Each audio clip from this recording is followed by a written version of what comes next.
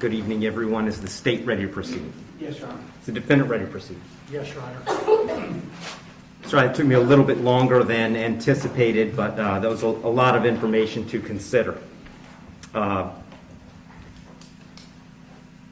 me just start by saying that as multiple people have observed, this is a particularly difficult case because there's really nothing that the court can do that's capable of fixing the harm that has been caused to the victims in this case.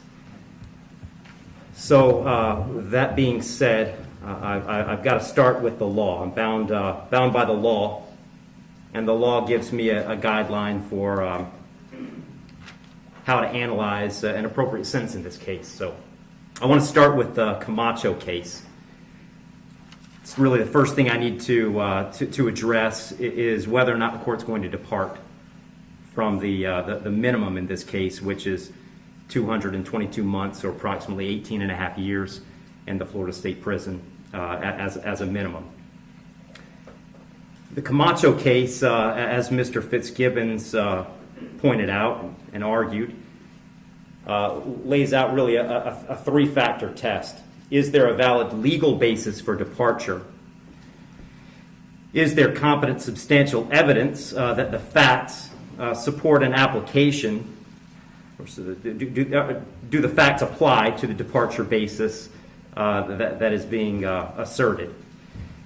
To both of those questions, I answer those yes. There is a valid legal basis for departure, and there is competent substantial evidence that would support a departure.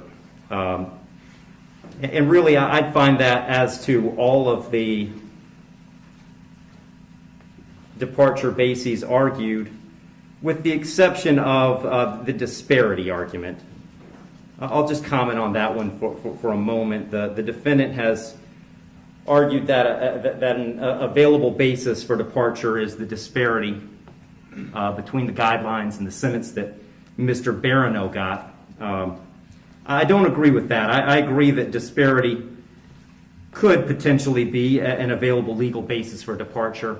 But in this case, I don't think it applies because I do think that there are important substantive differences between the facts as applied to Mr. Barano and the facts as applied to Mr. Heyrin. The state's put those